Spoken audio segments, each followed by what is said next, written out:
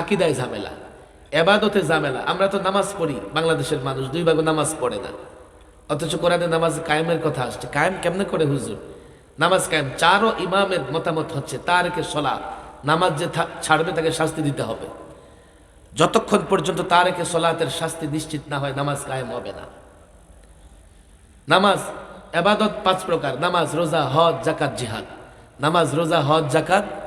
তুমি এক একটা নিয়ে গবেষণা করো। হজ আনুষ্ঠানিকতা, হজের এখন আর মাকসাদ যে আমিরুল মুমিনিন, আমিরুল শরিয়া বা আমিরুল মুসলিমিন মুসলমানদের দিক নির্দেশনা দেবেন 1 বছরের জন্য, মুসলমানদের নিরাপত্তার জন্য, মুসলমান রাষ্ট্রের নিরাপত্তার জন্য, একটা মুসলমান বাচ্চার নিরাপত্তার জন্য ওই আরাফার ময়দান থেকে একজন আমির গোটা মুসলিম উম্মাহকে ডাক দেবে। হজের মধ্যে সেটা নাই। আনুষ্ঠানিকতা, হ্যাঁ, ফরজ আদায় হয়ে যায়, আছে আনুষ্ঠানিকতা। রোজা ব্যক্তিগত আমল।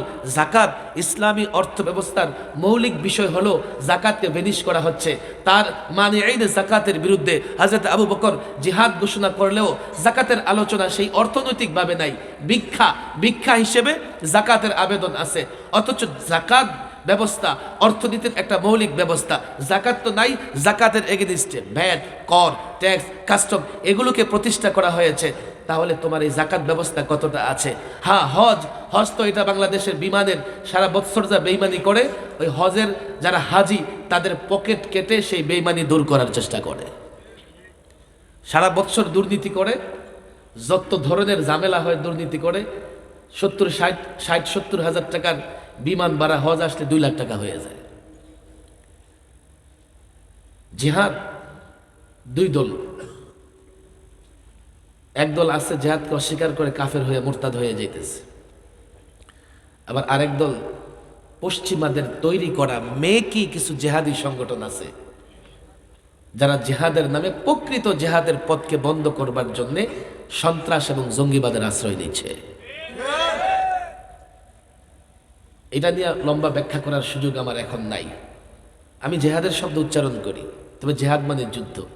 যুদ্ধ অবৈধ না। যুদ্ধ যদি অবৈধ হয় তো পৃথিবীর সব রাষ্ট্রগুলো অস্ত্র কেন বানায়, অস্ত্র কেন কিনে, সেনাবাহিনী কেন পালে? জেহাদ তো বৈধ, যুদ্ধ তো বৈধ। বলবে হুজুর যুদ্ধ বৈধ হইলে জেহাদ কেন বলেন? আপনারা যুদ্ধ বলেন, আমরাও যুদ্ধ বলি, তাহলে জঙ্গি হবেন না? তাহলে সন্ত্রাস হবেন না? না, তোমরা যুদ্ধ বলো, আমি ইসলামী পরিভাষা জেহাদ বলি। আমি বলবো, কেন বলবো জানো? তোমার যুদ্ধ ইসলামের যুদ্ধ এক নয়। সাম্রাজ্যবাদী শক্তিগুলো দেখো লড়াই করতেছে, আমেরিকা লড়াই করতেছে, গোটা দুনিয়ায় 50 ঊর্ধ্ব দেশে আমেরিকা যুদ্ধ করতেছে, রাশিয়া লড়াই করতেছে ইউক্রেনের সঙ্গে, দিল্লি লড়াই করতেছে, চায়না লড়াই করতেছে তাইওয়ানের সঙ্গে, নানা দেশে লড়াই হচ্ছে, যুদ্ধ হচ্ছে। এগুলো জিহাদ না। কেন জানো? সাম্রাজ্যবাদী শক্তি কারো ভূখণ্ড দখল করার জন্য লড়াই করে, বাণিজ্যিক স্বার্থের জন্য লড়াই করে, আধিপত্যবাদ ধরে রাখবার জন্য লড়াই করে। ইসলাম জিহাদ করে, মুসলিমরা জিহাদ করে আধিপত্যবাদ প্রতিষ্ঠার জন্য নয়, কারো ভূখণ্ড দখল করবার জন্য নয়। তারা যখন লড়াই করে, যুদ্ধ করে, নারীর অধিকার নষ্ট করে, শিশু হত্যা করে, নারীকে ভোগ করে, ইসলামের জিহাদ আল্লাহর কসম এর জন্য নয় নারীকে ভোগ করবে, বরং ইসলামের জিহাদ হচ্ছে নারী অধিকারের জন্য, শিশুর অধিকারের জন্য। ইসলামের জিহাদ হচ্ছে রাষ্ট্রের নিরাপত্তার জন্য, মুসলিম রাষ্ট্রের নিরাপত্তার জন্য, মুসলিম মা বোনদের ইজ্জত রক্ষা করবার জন্য। সুতরাং ইসলামের জিহাদ আর প্রচলিত যুদ্ধ কোনোদিন এক হতে পারে না। কিন্তু জিহাদের নামে পশ্চিমাদের, আমি প্রায় বলি আইএস এখন জাতির সামনে স্পষ্ট। পশ্চিমারা প্রকৃত পথ বন্ধ করবার জন্য মেয়েকে অনেক লোক তৈরি করে দিয়েছে। সতর্ক থাকতে হবে কওমি আলেমদের, কওমি ছাত্রদের সতর্ক থাকতে হবে। সব কথা আমি তোমাদের বলার মতো সময় নাই, নিজেরা চিন্তা করো, চিন্তা করে সিদ্ধান্ত দাও। আকায়াত গেল, ইবাদত গেল, আকায়াত গেল। আমাদের আকায়াদের ত্রুটি আছে না নাই? ইবাদতের ত্রুটি নাই?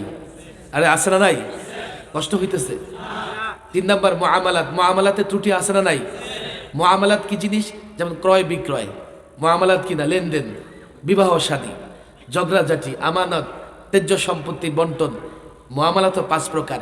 তুমি মুআমালাত ধরো, বাংলাদেশের মুআমালাতের মূল হচ্ছে ক্রয় বিক্রয়। বাংলাদেশের ক্রয় বিক্রয় ব্যবসা বাণিজ্যের মূল হচ্ছে সুদি লেনদেন। ওয়াযারু মা বাকিয়া মিনার রিবা ফাইন লাম তাফআলু ফাআযানু বিহারবিন মিনাল্লাহি ওয়া রাসূলি। সুদ ছাড়ো, যদি না ছাড়ো, আল্লাহ আল্লাহ রসুলের পক্ষ থেকে যুদ্ধের ঘোষণা শুনে নাও। জাতিকে বুঝাইতে পারছো? সুদ আল্লাহ হারাম করেছেন এই জন্য নয় যে তোমাকে অর্থনৈতিকভাবে ক্ষতিগ্রস্ত করতে চান, এই জন্যই সুদ হারাম করেছেন। সুদী ব্যবস্থা নিরীহ মানুষের রক্ত চুষে চুষে খেয়ে শেষ করে ফেলে। 4 নাম্বার উকুবাত, বিচার ব্যবস্থা। ইসলামে বিচার ব্যবস্থা আছে না নাই? শুধু বিচার ব্যবস্থা আছে এমন নয়, ন্যায় সঙ্গত বিচার ব্যবস্থা। ইসলামী বিচার ব্যবস্থার বাইরে যদি কেউ ফায়সালা করে, ফাসেক জালেম, মেনে ফায়সালা করে। আর ইসলামী বিচার ব্যবস্থাকে না মানে, ওমান লাম ইয়াহকুম বিমা আনজালাল্লাহ ফাউলাইকা হুমুল কাফিরুন। আল্লাহর বিধান অনুযায়ী ফায়সালা করবা না, কাফের। হুজুর আমি কি আর ফায়সালা করি, আমি কাফের হব না। ফালা ওয়া রাব্বিক লা ইউমিনুনা হাত্তা ইউহাক্কিমুকা ফীমা শাজারা বাইনাহুম। ফালা ওয়া রাব্বিক, আপনার রবের কসম, লা ইউমিনুন, মুমিন হতে পারবে না যতক্ষণ আপনি রসুলকে বিচারক না বানায়। হযরত ওমর মুনাফিকের গর্দান উড়াইয়া দিছে, তোমাদের গর্দানের কি হবে? একদিকে প্রচলিত বিচার ব্যবস্থা রাখো, আল্লাহর কসম পৃথিবীর কোনো বিচারক থাকলে নিয়ে আসো, উকিল থাকলে নিয়ে আসো, আমি সবার যোগ্যতা, সবার পণ্ডিত আমি দেখেছি টেলিভিশন টক শোতে, নিয়ে আসো। একদিকে প্রচলিত বিচার ব্যবস্থা রাখো। জুলুম জুলুম জুলুম। তুই মুক্তি চাইলেই, একজনের মুক্তি হইলে জাতি মুক্তি এই জুলুম থেকে পাবে না যতক্ষণ না এই বিচার ব্যবস্থার মূলোৎপাটন করে কোরআন সুন্নাহর বিচার ব্যবস্থা প্রতিষ্ঠিত না হয়। জাতি কেন তো কোরআন সুন্নাহর বিচার ব্যবস্থা প্রতিষ্ঠিত করবে? জাতির এক একজনকে ধরে ধরে বুঝাইতে হবে, দেখো এটা ইসলামের বিচার ব্যবস্থা, কতটা সুষম, কতটা ন্যায়, কতটা ইনসাফের, অপরাধীর উপরে কতটা ইনসাফ করে, দেখো দেখো ভিকটিমের উপর কতটা ইনসাফ করে। এক একটা বিষয় দেখো, আল্লাহ বিচার ব্যবস্থা দিয়েছেন, রসুল যে আইনে বিচার করেছেন, তুমি মুসলিম হয়ে কেন সেই বিচার ব্যবস্থা মানতে রাজি না? জাতিকে বুঝাইতে পারো নাই, তন্ত্র মন্ত্রের মোকাবেলায় ইসলামের এক একটা বিষয়কে প্রতিষ্ঠিত করতে পারো নাই। তাকরার নাই, মুজাকারাও নাই, আলোচনাই নাই। দ্বীনের এত বড় গুরুত্বপূর্ণ বিষয়গুলো এখন আমাদের মধ্যে আলোচনা নাই। 5 আদাব, আদাব বা এহসান বা তাসাউফ বা আখলাক বলতে পারো। আখলাক মানে চরিত্র, চরিত্র 2 প্রকার, সৎ চরিত্র, অসৎ চরিত্র। চরিত্র দেখা যায় না, এগুলোকে বাতিনি বিষয় বলে। অসৎ চরিত্রগুলোকে বাতিনি আমরাজ বলে। মানুষের ভিতরগত কিছু বিষয় আছে, কিছু বিষয় আছে ফরজ অর্জন করতে হবে, যেগুলো দিয়ে নিজের অন্তরকে মুজাইয়ান করতে হবে। আবার কিছু বিষয় হারাম, মৃত জানোয়ারের চাইতে বড় হারাম। আখলাকে হাসানা, এগুলো আমাদের জন্য অর্জন করা ফরজ, অনেকগুলোই ফরজ। যেমন কি যেমন কি যেমন কি তাওয়াক্কুল, সবর, এখলাস, সিদক, ভালো করে দেখো, শুকর, এগুলা দিয়ে অন্তরকে মোজাইয়ান করতে হবে। কিছু বিষয় মৃত জানোয়ারের চাইতে হারাম, তাকাব্বুর, হাসাদ, বগজ, কিনা, আমার দিকে তাকাও, আমার দিকে তাকাও, দেখো এগুলো অন্তর থেকে বের করে দিতে হবে, বের করে দিতে হবে। নেতার আকীদা ঠিক আছে, ইবাদত ঠিক আছে, মুআমালা ঠিক আছে, বিচার ব্যবস্থা সম্পর্কে ধারণা আছে, কিন্তু আখলাক একটু সমস্যা। সমস্যা কি? সিদক নাই। সমস্যা কি? এখলাস নাই। সমস্যা কি? এখানে আছে কিবির এবং রিয়া। সে যত বড় নেতাই হোক না কেন, জাতির নেতৃত্ব দিলে জাতিকে সামনে নিয়ে যেতে পারবে না, বরং একটা সময় গিয়ে জাতিকে সঙ্গে নিয়ে ডাস্টবিনে নিক্ষিপ্ত হবে।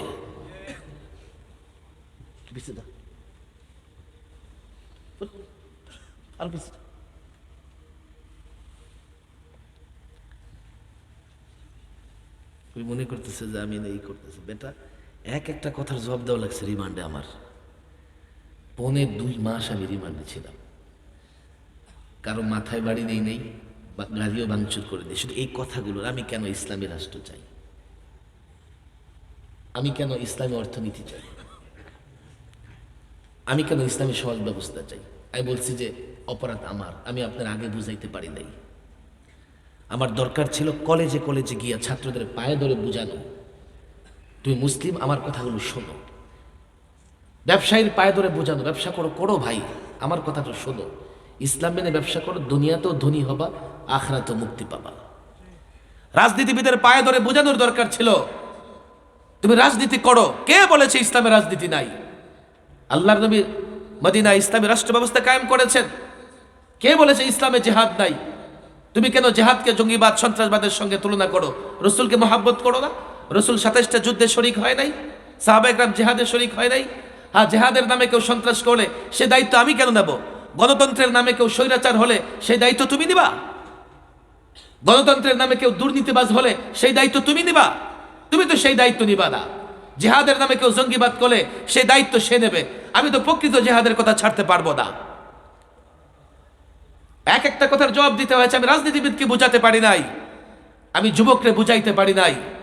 রাজনীতি করো, পশ্চিমাদের তন্ত্র মন্ত্র মেনে রাজনীতি করলে প্রত্যক্ষভাবে পরোক্ষভাবে তাদের গোলামে পরিণত হবে। তাদের ইশারা ছাড়া রাষ্ট্র চালাতে পারবে না, তাদের পদলেহন ছাড়া রাষ্ট্র চালাতে পারবে না। ইসলাম মেনে রাজনীতি করো, ইসলাম মেনে রাষ্ট্র চালাও। আল্লাহর কসম, ইতিহাস দেখো, পূর্বপুরুষদের ইতিহাস দেখো, মুসলিমদের সোনালী অতীত দেখো। দেখো না 1 বছর, 10 বছর, 50 বছর, 500 বছর না, কোরআন মেনে, সুন্নাহ মেনে, ইসলাম মেনে মুসলিম শাসকরা 1000 বছর গোটা দুনিয়া শাসন করেছে। কে বলেছে তুমি রাজনীতি করতে পারবে না? দুটা জিনিসের অভাব, তালিমের দুর্বলতা, দাওয়া নাই।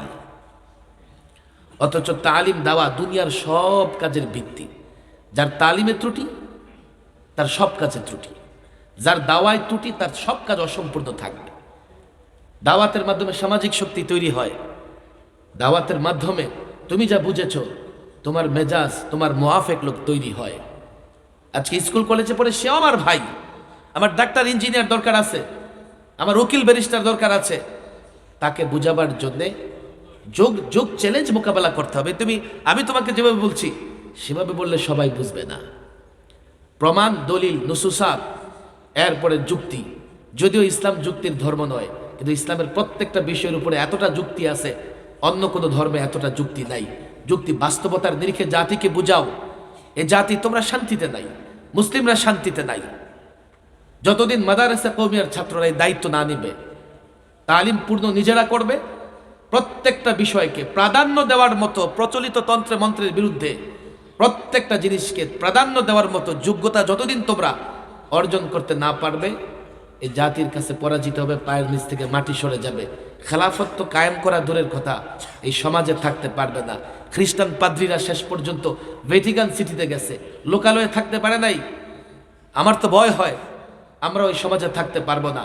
হারাম বলবো, আজকে 10টা গাঞ্জুটি একসঙ্গে চলে, কাল সে আমাকে সমাজ থেকে বের করে দেবে। কিভাবে আমি সমাজে থাকবো? বলে আমার পিছনে যারা নামাজ পড়ে, আমার ওয়াজ যারা শোনে, তারা আমার সঙ্গে না, তারাও আমার সঙ্গে না। তারা দিনের আংশিক দিনে আমার সঙ্গে থাকলেও আমি যখন দিনের সমস্ত বিষয়ের কথা বলবো, তারা আমার সঙ্গে থাকবে না, আমার বিরুদ্ধে স্লোগান দেবে। ছাত্রদেরকে অনুরোধ করে বলি, দেখো, 2টা তালিমকে পূর্ণ করো। আমাদের দর্শে নিজামিতে পূর্ণ তালিমই আছে, কিন্তু এখন এমন হয়ে গেছে এই দর্শে নিজামিতেও ছেলেরা পারদর্শী না হওয়ার কারণে পুরো বিষয়টাকে সামনে নিয়ে আসতে পারে না। আমি তো বলি দর্শে নিজামির কিতাবগুলো ঠিকমতো পড়ে, এরপরে যদি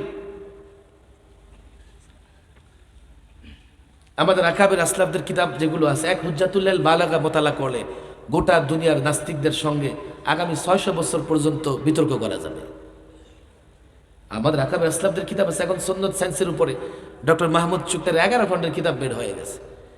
জাতির মিম্বর থেকে একজনকে ইসলাম বুঝাও। ইসলাম যদি বুঝে, কালকে তুমি ইসলাম প্রতিষ্ঠার দাবিতে মাঠে নামলে তারা তোমার সঙ্গ না দিলেও তোমার বিরোধিতা করবে না। আমি জানি না কতটুকু বুঝাইতে পারছি। আমাদের তালিম দেওয়া পূর্ণ হওয়ার দরকার আছে না নেই? আমি তোমাদেরকে এই তালিম দিলাম, এটা আমাদের জন্য সহজ। তোমরা আমাকে মহব্বত করো, আমি তোমাদের মহব্বত করি। স্কুল কলেজের ছেলেরা এইভাবে তালিম শুনবে না। তাদেরকে কোরআন সুন্নাহ বাস্তবতার নিরিখে যুক্তি, হ্যাঁ, তবে তারা যদি একবার বুঝে তুমি যতটা ইসলামের উপর অবিচল অটল আছে তার চেয়ে বেশি থাকবে। আরেকটা ময়দান নাস্তিক মোরতাদ, তাদের সঙ্গে আমি টেলিভিশনে বিতর্ক করি, তাদের হেদায়েতের আশা কম, তবে তাদেরকে বিতর্কে পরাজিত করতে পারলে তারা মিথ্যা বলে ধোঁকা দিয়ে জাতির সাধারণ মানুষের ঈমান নষ্ট করতে পারবে না। এখানে যারা ছাত্র, বড় ছাত্র আছো, তোমাদের হাত আমি এই জন্যই উঠাইছি, তালিম দেওয়া, সামাজিক ভিত্তি তৈরি করো, না হলে এই সমাজে কিন্তু থাকতে পারবে না। আল্লাহ তাবারক ওয়া তাআলা এই চারিয়া এখানে তোমরা যারা আসছো, আল্লাহ তাআলা প্রত্যেককে দ্বীনের জন্য কবুল আর মঞ্জুর করে নিন। অনেক রাত হয়ে গেছে, আমি মনে হয় যে আমি সময়ও ওভার করে ফেলছি। তোমাদের দোয়া চাই, এবং অন্তত দিনের ভিত্তি যে দুই জিনিসের উপরে তালিম দেওয়ায় যদি কোনো কাজ আমি করি তোমাদের সহযোগিতা চাই। এবং এই তালিম দেওয়ার কাজ এটা দর্শে নাজাবের সম্পূরক, আলাদা কিছু না, আলাদা কোনো বিষয় না। আল্লাহ তাবারক ওয়া তাআলা কাজ করার তৌফিক দান করুন। ওমা